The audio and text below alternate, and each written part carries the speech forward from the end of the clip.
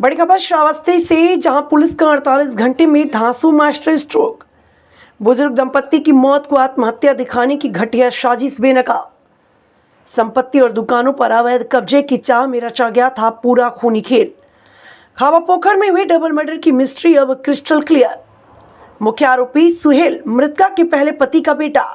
लालच में नसीब, हसीब और अरमान को भी मिला लिया था साथ।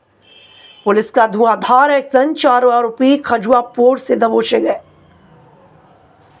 वारदात में इस्तेमाल किया गया बांस का डंडा बरामद। पूछताछ में खुला पूरा राज।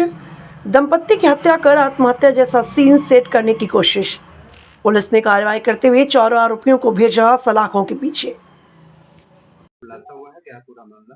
देखिए, दिनांक 23 नवंबर 2025 को प्रातः लगभग 6 बजे पुलिस को ये सूचना मिली थी कि ग्राम खामा पोखर थाना इकोना में 2 डेड बॉडीज पड़ी हैं। मौके पर पुलिस द्वारा पहुंचा गया।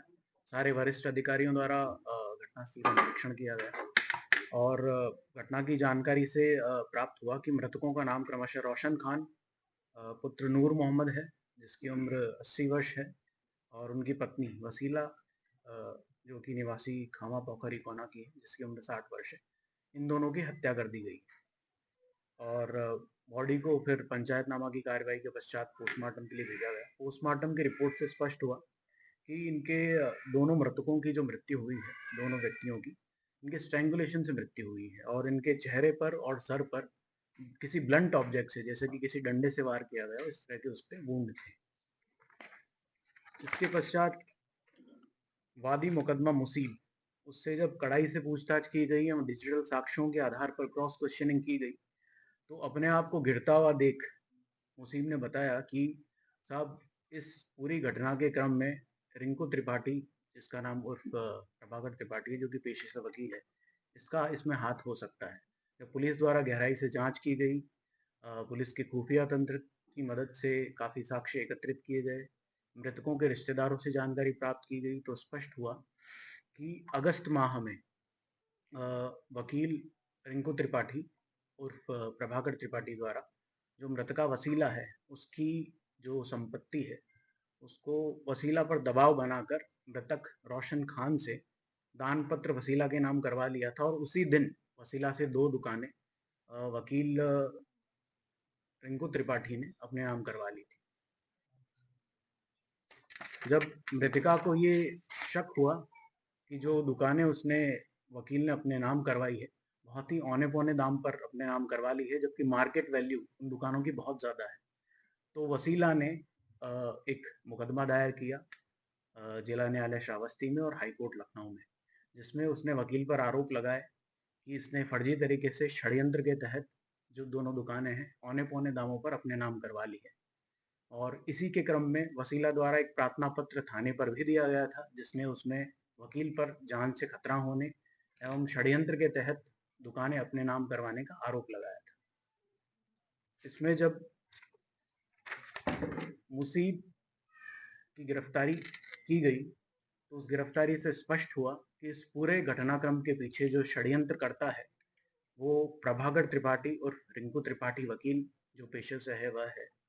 इसी के द्वारा सारी प्लानिंग की गई थी और इसी के द्वारा जो 3 अभियुक्त हैं, नसीब, हसीब और मुसीब, इन तीनों को प्रॉपर्टी और पैसों का लालच देकर षड्यंत्र का हिस्सा बनाया गया और उनके द्वारा हत्या कारित करवाई।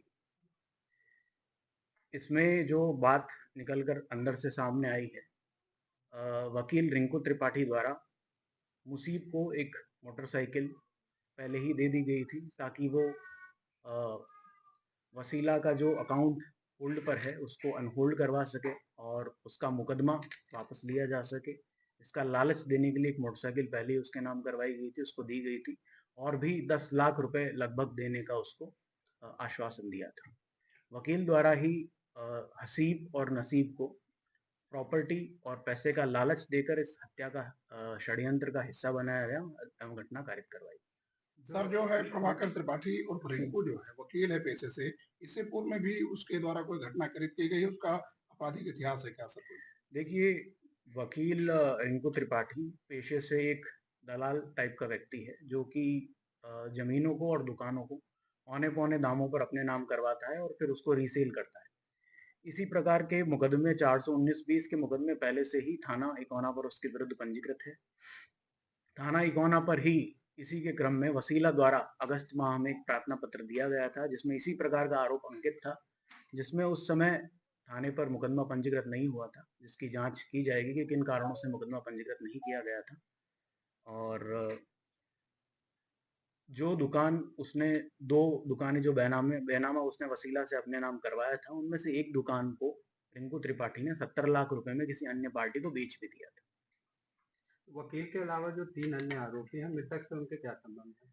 देखिए, तो वकील के अतिरिक्त कुल 3 आरोपी हैं। पहला आरोपी है मुसीब, जो कि मृतका वसीला की पहली पत्नी वसीला के पहले पति का पुत्र है। और जो बाकी 2 अभियुक्त हैं, हसीब और नसीब, वो मृतक के पुत्र हैं। ठीक है।